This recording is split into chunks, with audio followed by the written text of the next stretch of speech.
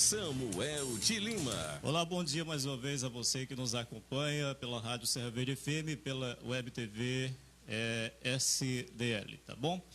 Nós vamos iniciando aqui a nossa entrevista com o doutor Felipe para a gente falar um pouco sobre a reforma da Previdência. Doutor Felipe é do Escritório de Advocacia Martins e Souza Advogados Associados, que está situado aqui em Massapê, ali no edifício Calofrota, que fica por trás da Igreja Matriz de nossa cidade. Portanto, você que precisar dos serviços, o doutor Felipe vai falar para a gente bem detalhadamente um pouco antes da gente adentrar no nosso assunto de hoje da nossa entrevista, tá bom?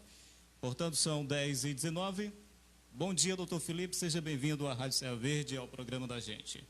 Bom dia, Samuel de Lima, bom dia a todos os ouvintes da FM Serra Verde. Eu quero, antes de tudo, deixar registrado aqui a minha alegria, a minha satisfação em fazer parte desse programa e contribuir com um pouco de informação sobre esse assunto que tem, de fato, tomado conta, né, dos noticiários, das televisões, a imprensa falada, o rádio, a imprensa escrita, os jornais também têm falado muito sobre esse assunto, porque de fato é muito importante, ele mexe com a vida de todos nós. Eu não me lembro, né, pelo menos assim, depois de já entendido das coisas, como se costuma dizer, um momento tão importante, né, e, sim, se já passou um momento tão importante como esse, porque nós estamos de fato vivendo um momento crucial. O futuro, o nosso, o meu, né, o seu, o futuro das gerações que estão vindo, previdenciariamente falando, né, sobre a aposentadoria, pensão por morte, né, esse tipo de benefício está sendo decidido agora, nesse momento que nós estamos decidindo o que vai ser feito do nosso futuro, nosso futuro previdenciário. Então, momentos como esse me trazem bastante alegria, porque são momentos de esclarecimento, momentos de discussões.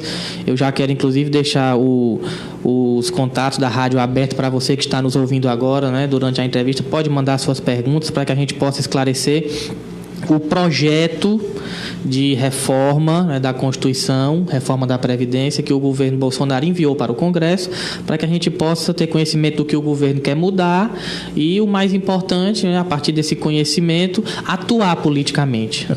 É muito importante atuar politicamente, porque, como eu disse, esse projeto de reforma da Previdência mexe com a nossa vida, né, e vai mexer aí durante muitas décadas. Pronto. Doutor Felipe, antes de falarmos sobre a reforma da Previdência, fale um pouquinho sobre o escritório de advocacia que o senhor trouxe a Massapê. Há quanto tempo vocês estão a Massapê e o que vocês estão ofertando em serviço à população de Massapê? Eu já tenho falado aqui, mas nada melhor do que você para explanar a população massapense os serviços que eles podem encontrar lá no edifício Calofrota, na loja do escritório. Samuel, nós já temos uma atuação bastante sólida, né, especialmente na área previdenciária, no escritório Martins e Souza. Nós já temos 15 anos de atividade, né, advocatícia ininterrupta, né, bastante consolidada. Nós somos, ao todo, 3 advogados sócios, eu sou apenas um deles, né? E somos todos da mesma família, né? Eu gosto sempre de dizer isso, é um orgulho para mim. Meu pai é advogado, já desde 1999, atuando na área previdenciária, né? Eu sou o filho mais velho, tenho 35 anos, advogo na área previdenciária desde 2009, o ano em que eu me formei. E tenho também um irmão, que é o meu irmão do meio, que também é advogado, que atua na área previdenciária desde 2012. Ele se formou em 2012. Todos nós, eu e ele, nos formamos pela Universidade Estadual Vale do Acaraú. Também gosto muito de falar sobre a minha origem acadêmica, porque eu tenho orgulho de fazer parte da história da Universidade Estadual Vale do Acaraú. Eu tenho também uma irmã que momentaneamente deixou a advocacia, mas que também se formou na Universidade Estadual Vale do Acaraú. Eu não tenho conhecimento de uma família que tenha formado 3 irmãos no mesmo curso, na Universidade Estadual Vale do Acaraú. Conheço uma família de 2. Mas de 3 não. Inclusive um deles se chama Felipe, é meu xará também, né? Foi meu colega de faculdade, de forma que nós já temos uma atividade bastante sólida, com muita experiência na área previdenciária, embora nós também advoguemos em outras áreas, né? Especialmente no direito do consumidor, no direito do trabalho. Nós temos essas três atividades bastante difundidas no nosso escritório, e nós já temos também uma atuação aqui na região. Nós temos um escritório que fica situado ali na Avenida Lúcia Saboia, 420, a esquina com o INSS, já há 3 anos. Né? O escritório de Massapê foi aberto recentemente como resultado de um plano de expansão. Nós temos um projeto que é compreender, alcançar todas as cidades satélites que ficam aqui nas proximidades de Sobral. Massapê foi a primeira cidade na qual nós implantamos aqui uma filial do escritório, em razão da proximidade. Massapê é muito próximo a Sobral e facilita o deslocamento dos advogados, de forma que nós já inauguramos o escritório aqui no endereço que você mencionou e disponibilizamos esses serviços, especialmente na área previdenciária, mas também na área do direito do consumidor e na área do direito do trabalho. Pronto.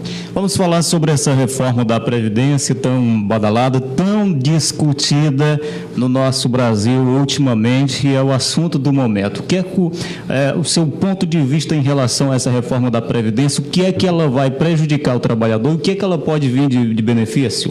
Olha, Samuel, a pergunta bastante direta, né? E é bom porque o ouvinte já vai entender de fato qual é a minha posição. Eu entendo que essa reforma, tal como enviada pelo governo Bolsonaro para o Congresso Nacional, ela é ruim, muito ruim para o trabalhador. E nesses minutos que nós vamos ter aqui, eu gostaria de ter a oportunidade de explicar por quê. Vamos lá. Essa proposta que o governo Bolsonaro enviou, antes de tudo, é necessário a gente explicar que ela altera a Constituição, e ela dá muito trabalho, porque no nosso país, para que algum governo mexa na Constituição, são necessários 2/3 dos votos, tanto da Câmara Federal como do Senado, em 2 turnos, 2 votações nas quais são necessárias essa fração, 2/3. Então, é muito deputado e muito senador, né? Por isso que o governo está, de fato, fazendo um esforço muito grande para que essa reforma seja aprovada, porque o quórum é muito alto, né? Então, antes de falar dela, você vai me permitir aqui apenas algumas explicações para que as pessoas que estão nos ouvindo possam entender o que é uma previdência. Antes da gente falar sobre a reforma da Previdência, vamos explicar o que é uma previdência. Porque se escuta muito falar, né? Previdência, mas afinal, o que é a Previdência em si? O que é uma Previdência? A Previdência, ela é uma forma, né, que os países criaram para proteger as pessoas que se encontram em situação de vulnerabilidade, especialmente aquelas situações de idade avançada e incapacidades, doenças, porque a vida é muito tranquila, muito fácil, muito gostosa, vamos dizer assim, quando você é novo, quando você tem saúde, quando você pode trabalhar, quando as suas forças lhe dão condições de conseguir uma remuneração digna, né? Mas à medida que a idade vai chegando e as forças vão, né, se esvaindo, vão se esgotando, ou então quando aparece uma doença, né, grave, até mesmo na juventude, que impede o trabalho e, consequentemente, a pessoa passa a não ter remuneração. A Previdência é um sistema montado, pelo menos por quase todos os países do mundo. Eu conheço um país que não tem Previdência, é a China.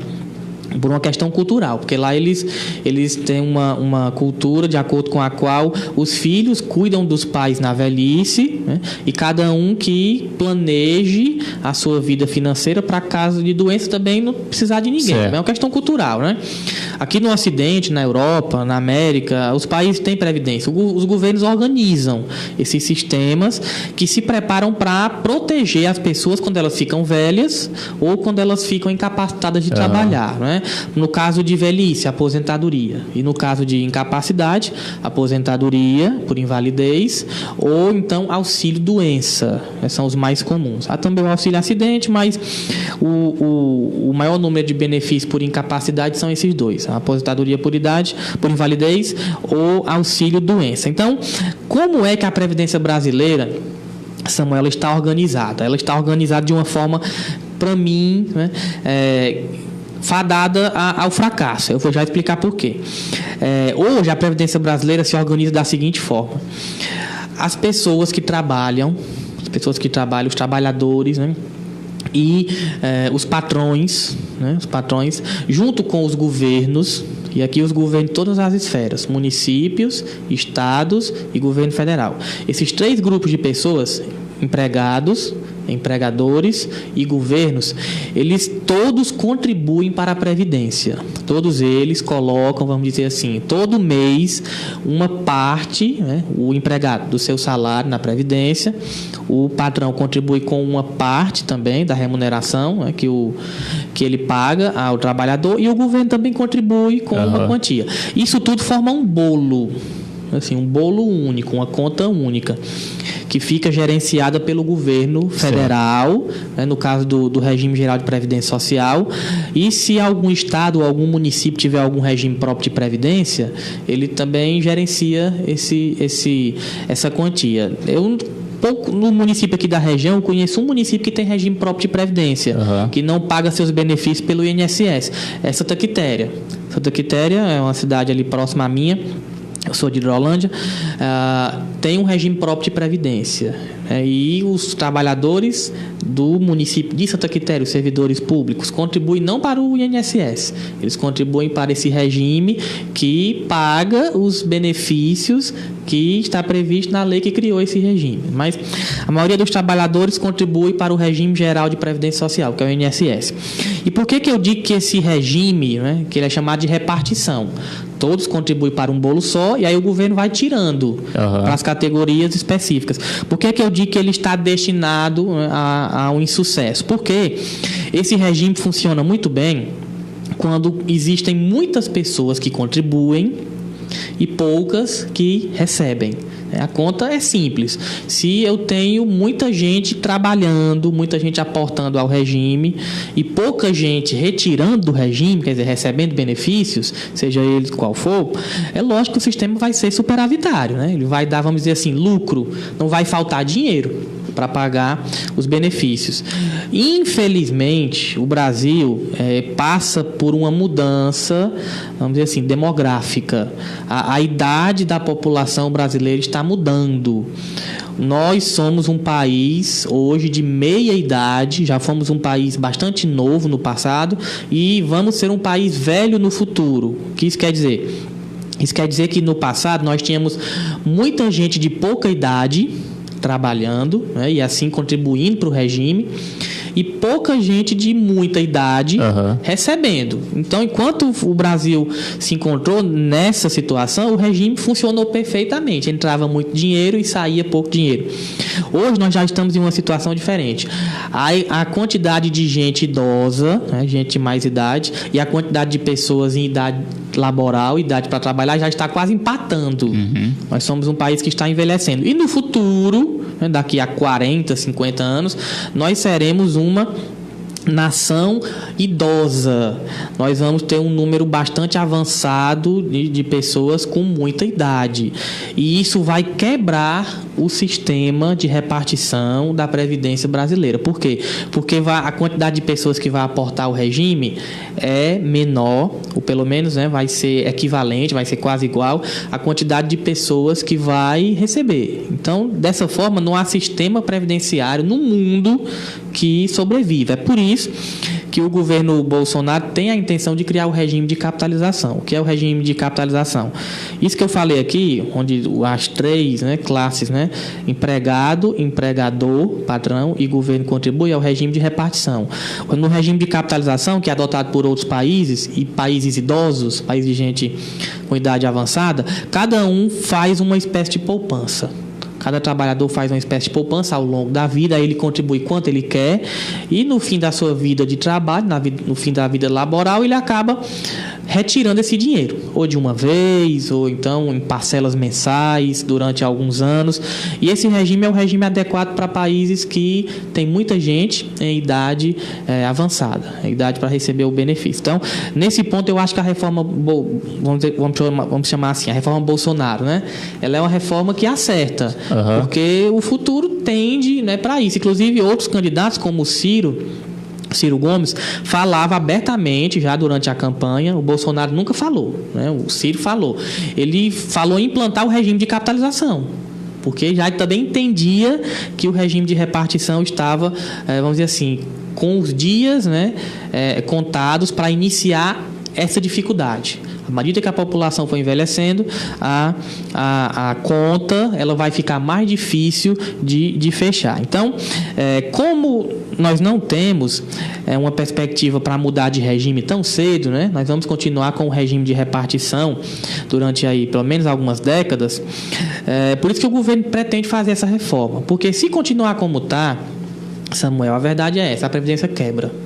Então, talvez você já tenha, você ouvinte, já tenha ouvido essa história de que a Previdência vai quebrar. Isso é alegativo de que não vai ter dinheiro para poder pagar. Vai ter muita gente recebendo e pouca gente contribuindo. A conta não fecha. Mas aí o porquê chegou nesse ponto? Se já há tantos anos aí que se paga a aposentadoria e agora esse alegativo de que não vai ter de onde tirar o dinheiro para pagar a aposentadoria? Por dois motivos básicos, Samuel. O primeiro, a população brasileira está envelhecendo, né? Isso é uma coisa que não há como impedir. Governo nenhum no mundo, né, consegue impedir o envelhecimento da sua população. Isso é natural. E segundo, por uma falta de cuidado mesmo com a Previdência.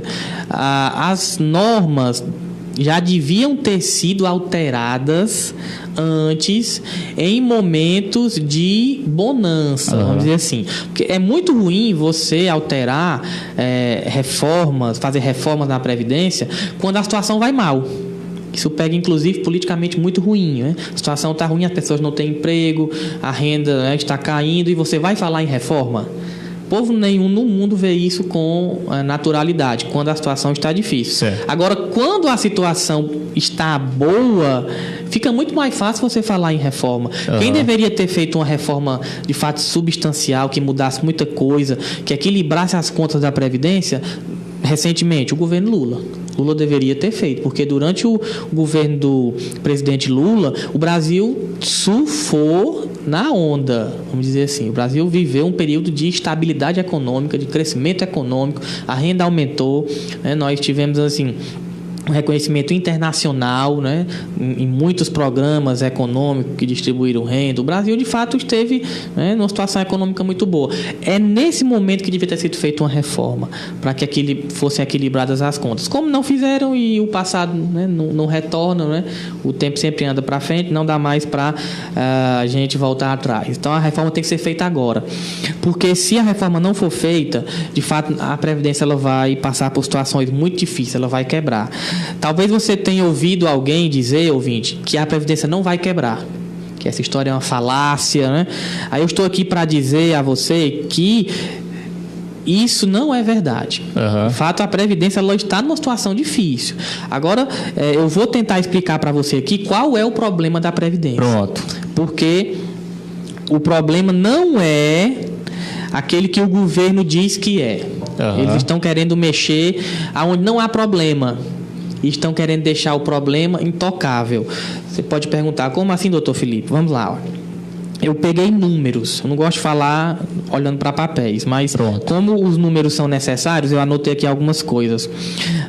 Olha, o regime geral de previdência social, que é o regime do INSS, ele arrecadou, Samuel, no ano de 2017, 391,2 bilhões de reais. Quer dizer, os trabalhadores, os patrões e os governos colocaram no INSS 391,2 bilhões de reais. Quanto o INSS gastou com o pagamento de benefícios? 586,4 bilhões de reais. Então, sai da Previdência muito mais do que entra. Isso é um fato, né? O déficit em 2017 foi de 195,1 bilhão de reais. Então, não há regime previdenciário no mundo que sustente um déficit dessa natureza. Então, a reforma é necessária. Agora, a reforma é necessária para corrigir problemas. Aonde está o problema da Previdência? Eu separei aqui por setores, por classes de pessoas, vamos dizer assim. Por tipos de pessoas que recebem os benefícios da Previdência. Os militares, que estão na ativa, né? Que estão vivos, que estão vivos. As pensões militares, né? As pessoas que recebem benefícios de militares que já morreram. Os servidores civis, que são os servidores, né, do judiciário, do executivo e do legislativo. Os segurados especiais, que são os agricultores, os artesãos, né, muito comuns na nossa região. E os segurados urbanos, aqueles que pagam o INSS porque têm carteira assinada ou então contribuem como contribuinte individual. Os militares, eles geram um déficit, ou seja, eles tiram da Previdência mais do que eles colocam. Eles geram um déficit de R$ 127.692,40, 2017 também, né? Ou seja, um militar que está vivo, né, ele gera um déficit para a Previdência de mais de R$ 127 mil mês. Uma pessoa que recebe pensão de militar, uma viúva, um filho, né, gera um déficit por mês de R$ 99.217,90 por mês. Os servidores civis, né, do Executivo, do Legislativo, do Judiciário, geram um déficit mensal de R$ 63.331,20. Veja que eu coloquei aqui por ordem, né? Eu fui do maior déficit para o menor. Os segurados especiais, os agricultores e os artesãos, né, eles geram um déficit de R$ 10.790,90. E os segurados urbanos, aqueles que contribuem de carteira assinada ou que pagam o INSS no carnezinho, eles geram um déficit mensal de R$ 1.843,20. Mas, doutor, aí, com essa questão das aposentadorias, é que tem a desigualdade. Se formos comparar, por exemplo, a aposentadoria de um militar para de um agricultor, é uma diferença grande, né? Então, como resolver esse problema? O certo não seria ter uma igualdade de direitos para todos? Pois bem, é justamente aí que está o problema, Samuel. O governo ele quer fazer uma reforma. Eu vou já falar qual é o projeto do governo, mas assim, dificultando muito, especialmente a aposentadoria, mas outros benefícios também. Dificultando muito a concessão de benefícios para os segurados urbanos, os que trabalham de carteira assinada ou que contribuem, né, para o INSS com o carnezinho, e para os segurados especiais. Os dois grupos de pessoas que causam os dois menores déficits previdenciários. Então, o governo ele quer, vamos dizer assim, não mexer muito, ou, se for possível, não mexer com os militares, com os pensionistas militares, com os servidores civis, mas ele quer mexer muito com os segurados especiais e com os segurados urbanos. Ele quer mexer nos grupos que causam menos prejuízo. Por quê? Porque esses grupos são os que causam menos pressão política. Desses grupos, o grupo responsável pela maior despesa são os militares. E foram excluídos da reforma previdenciária que o governo Bolsonaro quer fazer. Por ser militar, o presidente entende que eles merecem respeito, né? De fato merecem mesmo, mas colocou eles numa reforma à parte, que na realidade não reforma quase nada, a reforma militar não reforma quase nada. Então, há uma injustiça, né, para com esses dois grupos, os segurados especiais e os segurados urbanos, porque apesar de causarem os menores déficits, serão os mais prejudicados. Então, eu defendo que, apesar do sistema previdenciário brasileiro ser um sistema previdenciário problemático, ele é um sistema que de fato merece reforma, o governo está fazendo uma reforma que não ataca o problema.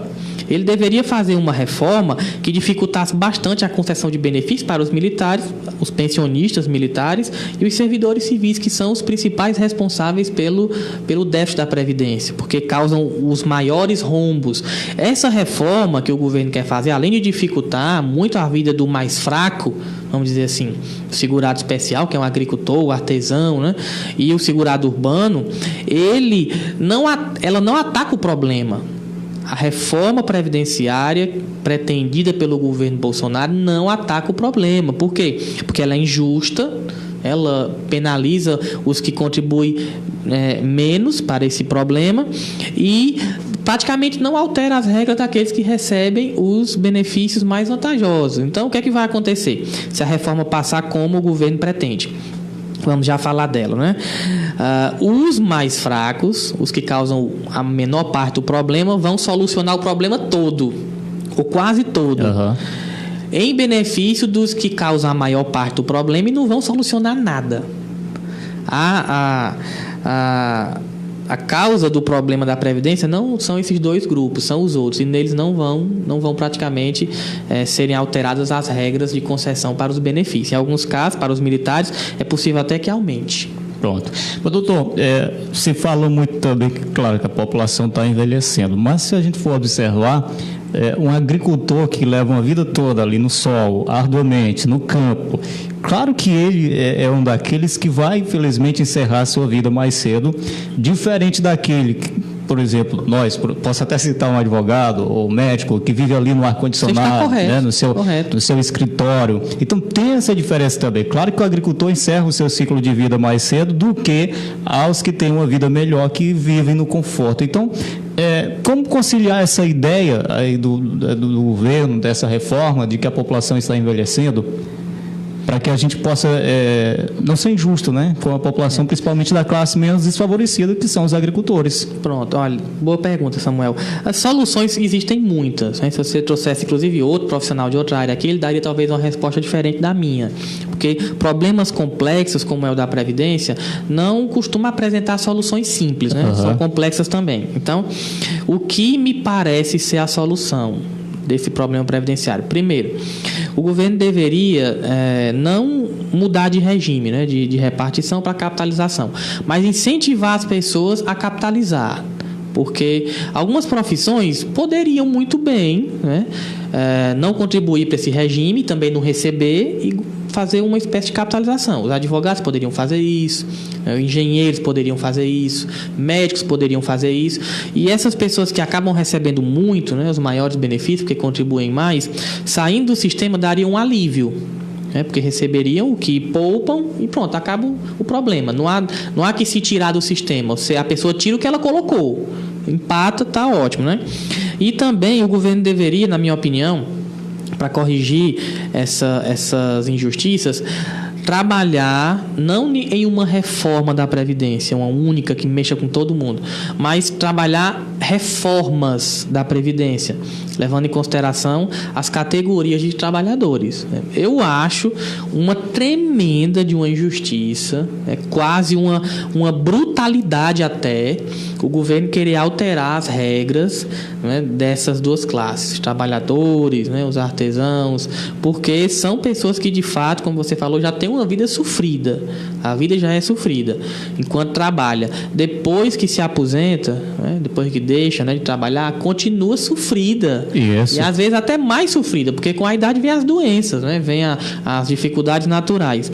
Então, o governo deveria enviar um projeto, digamos assim, que fosse fracionado, levasse em consideração a realidade de cada categoria e também de cada região. Há um exemplo que é muito citado por aí, vamos dar aqui um exemplo do boia fria. Hoje quase não existe boia fria, mas há uma categoria que serve bastante de exemplo. Você não vai, né, submeter uma pessoa que passa o dia exposto ao sol, né, em condições de trabalho, às vezes até insalubres, né, a trabalhar até os 67 anos de idade. É um crime, né? Você fazer esse tipo de coisa, né? Um advogado consegue muito bem trabalhar até os 80 anos de idade, né? Como você falou, o ambiente de trabalho é outro. Então, o governo deveria levar em consideração essas particularidades. Vamos fixar aqui uma idade mínima ou então um tempo de contribuição necessário para cada idade. Isso. Vamos elevar o tempo de contribuição, a idade que é necessária para conseguir a aposentadoria, por exemplo, para aquelas categorias reconhecidamente mais beneficiadas, que trabalham em um ambiente, não é, bem favorável. Os que trabalham em um ambiente muito ruim, que se expõem ao sol, que são, às vezes, trabalham em ambientes fechados, mas são submetidos a elementos químicos, né, mecânicos, né, engenheiros, pessoas que trabalham em laboratórios, que acabam tendo contato com ambientes que são prejudiciais, médicos da área da saúde, profissionais que trabalham com raio-x, é um material bastante, né, perigoso, prejudicial à saúde. Então, assim, ver cada situação e colocar uma idade razoável e um tempo de contribuição razoável para cada uma delas. Porque uma reforma, ela sendo bastante abrangente, como é que o governo quer fazer, ela corrige alguns poucos defeitos, mas cria inúmeros outros. entre inúmeros outros, e o que é mais importante deixar claro, acaba criando um monte de injustiça. Porque se a reforma passar do jeito que o governo está pretendendo, vou já dizer como é que o governo quer que fique, a gente vai trabalhar quase até a hora da morte, viu? Vai ter que trabalhar muito. E aí não vai aproveitar nada da aposentadoria, né? Dá não. Assim, alguns países mais civilizados do mundo, do leste europeu, a Suíça, a Finlândia, a Dinamarca, e alguns países até de outros locais, a Austrália, a França, estão indo na contramão do que nós estamos querendo fazer aqui. Estão aposentando algumas categorias mais cedo, para que as pessoas possam justamente ter mais tempo de lazer, mais tempo de vida, digamos assim, desocupadamente, né? Você já trabalha 30, 40 anos, né? E você passa a ter ali 20, 30 anos de aposentadoria, é o tempo que você vai descansar, você vai curtir sua família, você vai passear, você vai fazer alguma outra coisa, vai, né, viver uma vida de forma muito mais despreocupada. Alguns países andam na contramão do que nós estamos querendo fazer, estão ampliando esse tempo de aposentadoria, nós estamos querendo reduzir. Então, isso mostra como nós temos ainda que melhorar como nação. Aí você pode pensar assim, doutor Felipe, o que é que eu posso fazer o que é que a gente pode fazer, na realidade, como nação, né, como país, para tentar resolver esse problema da Previdência? Porque ele existe. E, como eu falei aqui, a reforma não é o melhor caminho. Na minha opinião, a primeira coisa que o governo tinha que fazer, independente da ideologia do governo, ou de direita, de extrema-direita, de centro, de esquerda, de extrema-esquerda, a primeira coisa que ele tinha que fazer era combater a sonegação. A primeira coisa que ele tinha que fazer, Samuel. Por quê? Porque a sonegação, em números atuais, ela corresponde a 1/3 desse prejuízo que eu falei aqui. 195,1 bilhões de reais. Hoje, os devedores da Previdência, os que contribuem, né? Empregadores que devem ao INSS, patrões que devem ao INSS e municípios, estados e o governo, às vezes, também atrasa o pagamento do INSS. Eu, por exemplo, trabalhei para um município ali, um ano não recebi um mês de FGTS. Eu fui atrás, eu tinha um mês. Quer dizer, o município está em dívida, né? Para comigo durante o tempo que eu estive lá. Esse déficit, 1/3 dele é dívida. Então, se o governo cobrasse os devedores da Previdência e combatesse a sonegação de forma que ficasse mais difícil sonegar, o déficit cairia. Então, se o déficit caísse, haveria necessidade de uma reforma, porque não dá para zerar o déficit, né, só combatendo sonegação, mas haveria uma necessidade de uma reforma bem menos dura. Bem menos dura. As pessoas poderiam contribuir mais para o INSS, mas um tempo bem menor do que esse que o governo quer fazer. Essa seria a primeira opção. Mas, como eu falei, esse combate à sonegação, ele não resolve o problema, porque, infelizmente, o déficit existe, a população está envelhecendo. E qual seria a outra forma? O governo tem que, de fato, fazer uma mudança na Previdência, reformar a Previdência. Mas eu gosto sempre de ressaltar isso, reformar com justiça. O governo não vai, né, conseguir, vamos dizer assim, acalmar os ânimos, né, da população, conscientizar a população de que a reforma é necessária, se ele não apresentar uma reforma justa. Então, é por isso que eu digo que esse momento histórico é muito importante. Porque se nós não tivermos uma reforma da Previdência justa agora, que ataque o problema, né, que dificulte, de fato, a concessão de benefícios para aqueles que causam mais prejuízo, para os militares. Vamos dificultar aqui para estancar um pouquinho aqui da sangria. Vamos também dificultar para os pensionistas, né?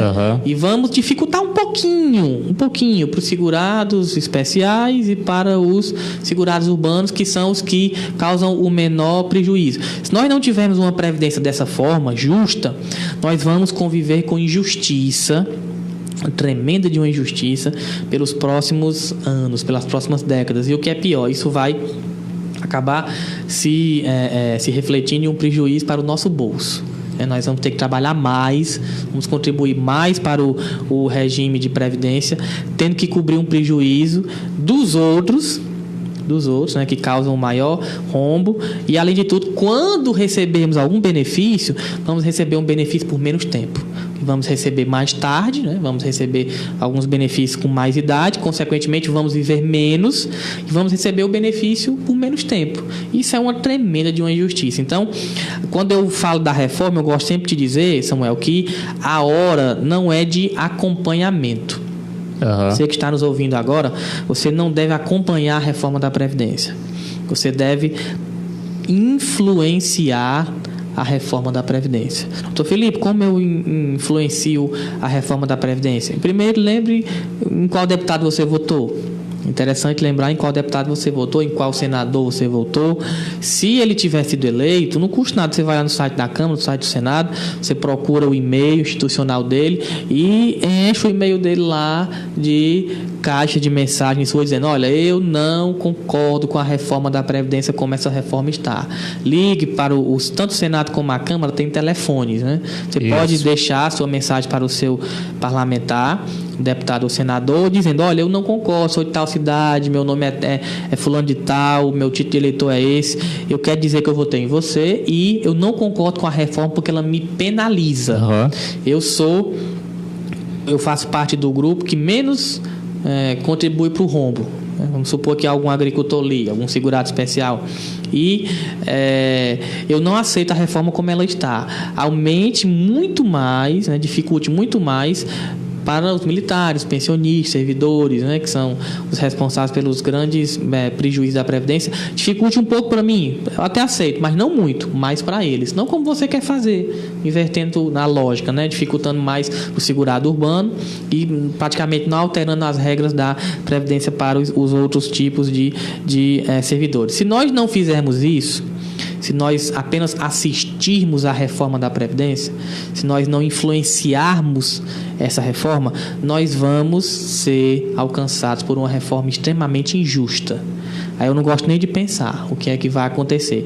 Eu não quero antecipar, mas para você ter uma ideia, eu vou falar disso já. O governo quer alterar a idade mínima para o homem, para a mulher, e também quer mexer até em um benefício que não é previdenciário, é assistencial, que é o amparo à pessoa com deficiência ou o amparo ao idoso, o famoso LOAS, o amparo social, querendo reduzir esse benefício para meio salário mínimo. Então, perceba como vai ser difícil a vida das pessoas que envelhecerem. O amparo social ele é pago, para você entender, para quem não contribuiu para o INSS pelo tempo necessário para conseguir o benefício, seja aposentadoria, pensão, a pessoa que faleceu, ou então auxílio doença, auxílio acidente. Quando você não contribui para o INSS, você acaba tendo uma única opção, que é o amparo social. É um benefício que é pago para quem não tem condições de se sustentar sozinho, apresenta uma elevada idade ou uma doença. Mês sendo novo apresenta uma doença. Esse benefício é de um salário. Ele só não tem 13º. É um salário mensal.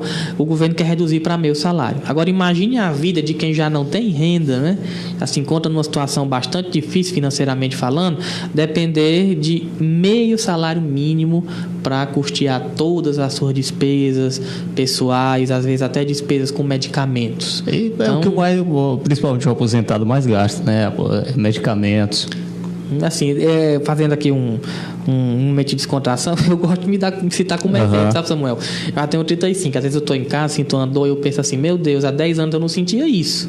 Eu dirijo muitos sintores aqui no meu joelho, tornozelo, por exemplo. Quando eu tinha 25 anos, eu não sentia isso. Aí eu fico pensando, meu Deus, como será a vida de uma pessoa que tem 70, 71 anos, ou algo parecido, que depende de um amparo social, de uma aposentadoria e gasta bastante com remédio. Porque a gente que tem menos idade sente. Imagina uma pessoa de mais avançada idade, que o corpo já está cansado, tudo, Como é você fazer esse tipo de pessoa sobreviver com renda muito pequena, você dificultar as regras para receber benefício e quando receber pouco, é uma tremenda de uma injustiça. Chega até a ser classificado, na minha opinião, como uma desumanidade mesmo. Nós temos que olhar para essa reforma não apenas com olhar financeiro, vamos equilibrar, vamos olhar com um pouco de humanidade também. Não vamos deixar só de pensar no caixa, vamos pensar na vida das pessoas que estão envolvidas nesse projeto, que é a reforma da Previdência. Então, falando aqui da reforma em si. Pronto. Antes de eu falar da reforma em si, vamos só mandar um alôzinho aqui para o pessoal que está acompanhando a gente, tá bom? e acompanhando aqui também a Web TV SDL. Mandar um bom dia ao pessoal que está ligadinho com a gente. Paulo Sérgio está nos acompanhando, a Bernadette Lira, a Helena Oliveira está nos acompanhando e vendo lá em Camusim. O Raimundinho Souza está em Calcaia, dizendo que está ligado todos os dias. Luiz Janderson, Luiz Jander Bispo, estou ligado no seu